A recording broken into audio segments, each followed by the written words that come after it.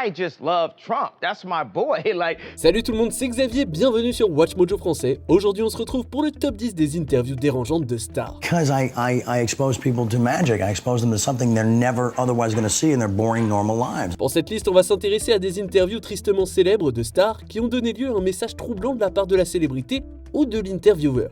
Quelle interview dérangeante de célébrité est la plus mémorable pour vous? Dites-le moi dans les commentaires. James Brown. Dans le monde de la musique, Brown était une légende, mais sa vie personnelle était assombrie par le scandale. En 1988, il a été arrêté pour agression domestique. Brown est alors interviewé sur CNN par Sonia Friedman, et ça ne s'est pas bien passé. He was released yesterday on $15,000 bond. He joins us from Atlanta to discuss the charges, and we welcome you, James Brown. How did all of this trouble begin? Living in America. Brown s'est comporté de manière erratique tout au long de la discussion. Il chantait au hasard pour éviter de répondre à des questions pointues, et quand il s'est décidé à répondre à quelque chose, ce n'était pas très cohérent. Sauf lorsqu'il s'agit de son magazine gospel, où Brown répond de manière articulée. On this week, I think we have the Pope and I believe the Williams brothers. And next week we're going to have Reverend Al Sharpton, I think, on the cover. C'était bizarre. À la fin, il a chanté This is a man's world, et Friedman l'a remercié sarcastiquement de nous l'avoir rappelé. This is a man's world. Thanks for reminding us of that. Every once in a while, we forget. Get up but off we've of that remembered again. James, good luck on your tour. Thanks for being with us. I guess we're going to hear lots more. Hasta luego. Par la suite, les gens étaient convaincus que Brown était sous l'emprise de l'alcool, un problème qu'il avait déjà connu par le passé. Britney Spears. En 2003, ABC a interviewé Britney Spears, qui était alors en train de vivre une rupture publique avec Justin Timberlake. Diane Sawyer a été chargée d'obtenir le gros scoop, mais au lieu d'y parvenir, la journaliste a pensé que c'était une bonne idée de réprimander verbalement la pop star. What happened to your clothes? Well, I have on clothes now.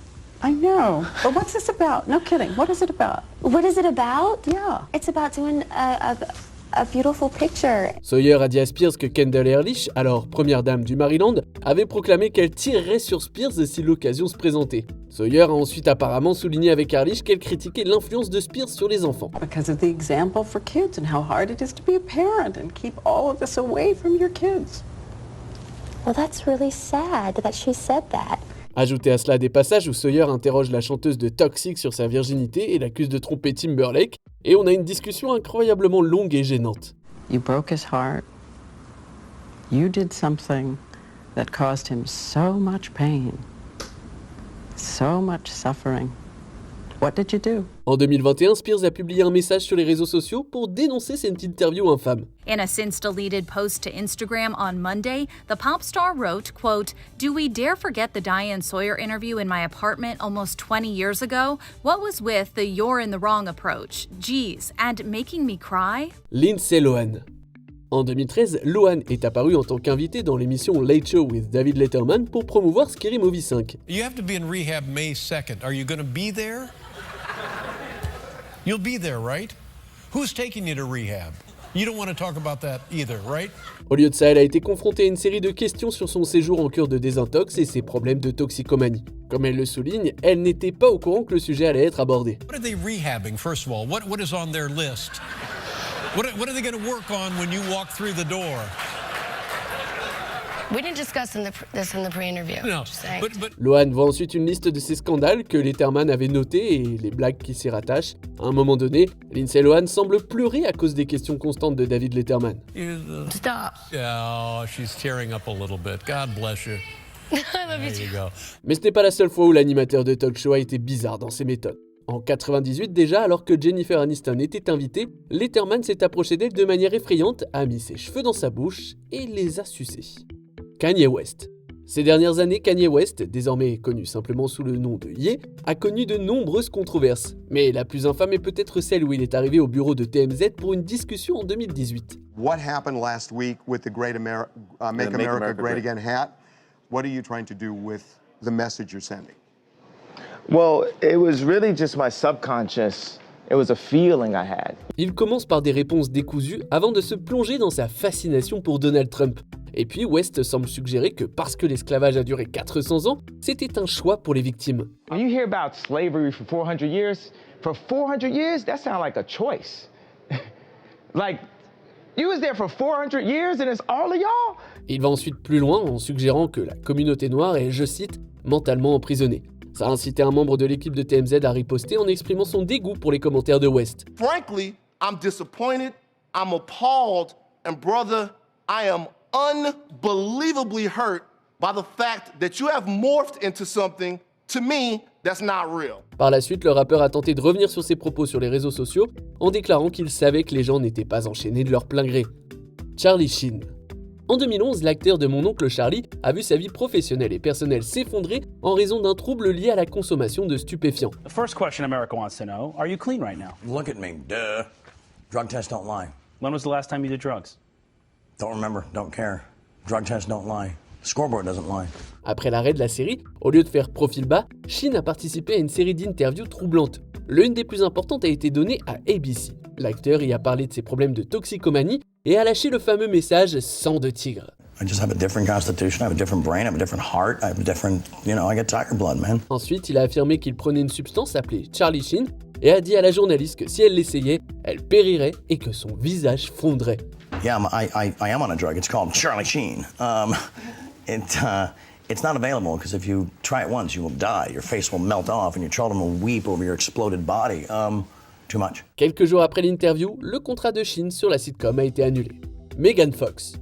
En 2020, on a redécouvert une interview de Fox sur Jimmy Kimmel Live de 2009 qui est devenue virale pour toutes les mauvaises raisons. Your career has become very big, everything is taken off for you? Yeah? Kind of. Kind of? Well, yeah. I think so. Oh, thank You're you. on the cover of every magazine. Sometimes, yeah. L'actrice a parlé de la fois où elle était figurante pour une scène de club dans le film Bad Boys 2 de Michael Bay sorti en 2003. Comme elle n'avait alors que 15 ans, elle ne pouvait pas tenir un verre ou s'asseoir au bar pendant le tournage. Bay l'a donc fait porter un bikini et danser sous une cascade. So his solution to that problem was to then have me dancing underneath a waterfall getting soaking wet. And that's Perfectly wholesome. at 15, I was in 10th grade. So that's sort of a microcosm of how Bay's mind works. Yeah. Fox a alors fait remarquer que c'est ainsi que fonctionne l'esprit du réalisateur. Kimmel, au lieu d'être dérangé par ça, a plaisanté en disant que c'est comme ça que tout le monde fonctionne apparemment. Fox est clairement mal à l'aise de voir son histoire sinistre utilisée comme une punchline inappropriée avant que le sujet ne passe rapidement à autre chose. It's really a microcosm of how all our minds work, but some of us have the decency to repress those thoughts and pretend that they don't exist. Sean Connery. James Bond n'est déjà pas le héros d'action le plus progressiste, surtout la représentation qu'on en fait à l'époque de Connery. I'm Mr. Goldfinger's personal pilot. You are? And just how personal is that?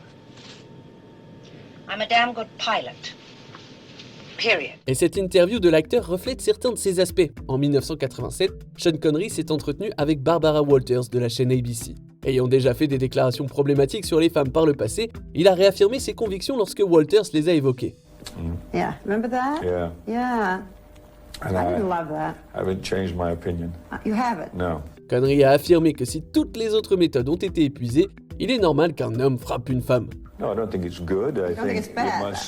I don't think it's that bad. I think that it depends entirely on the circumstances and if it merits it. Yeah. What would merit it? Well, if you have tried everything else.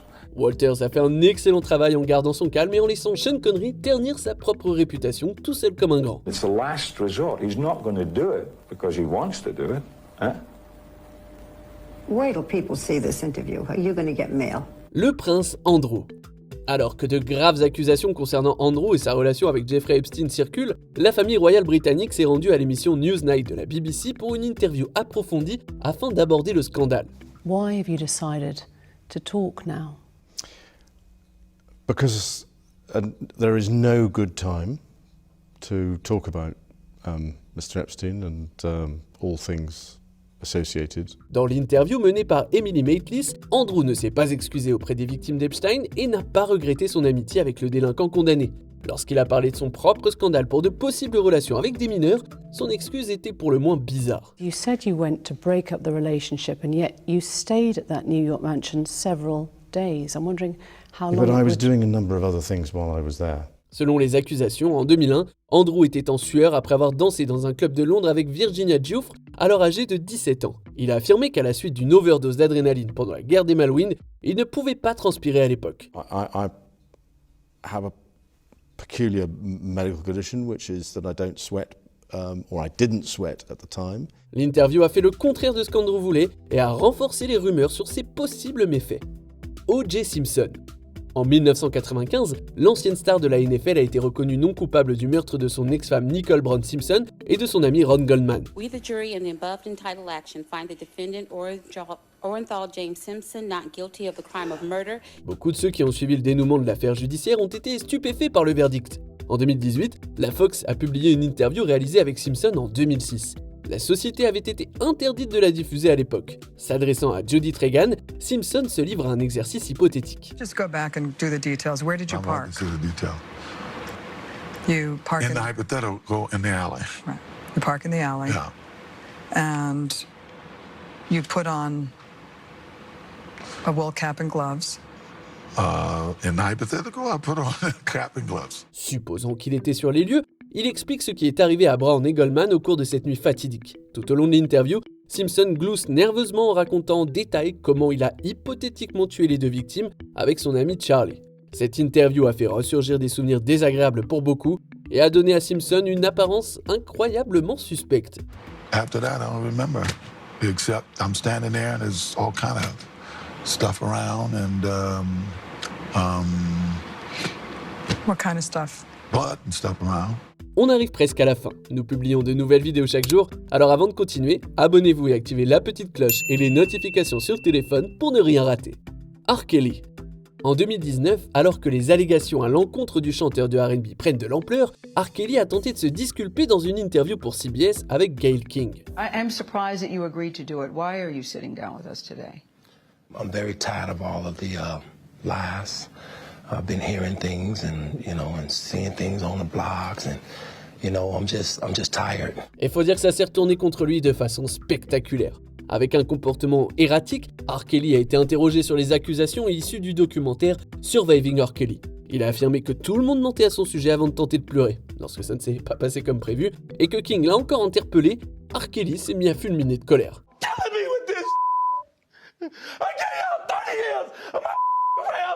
Robert. Il a apparemment tenté de faire croire qu'il était la victime dans cette situation. Tout au long du comportement dérangé et perturbant de R. Kelly, King est resté complètement impassible, ce qui, relativement parlant, était incroyablement impressionnant. We have to have a conversation, really. I don't want you just ranting at the camera. I came here for them to hear me talk. Que pensez-vous de notre sélection? Dites-le moi dans les commentaires et checkez ces autres super vidéos de WatchMojo français.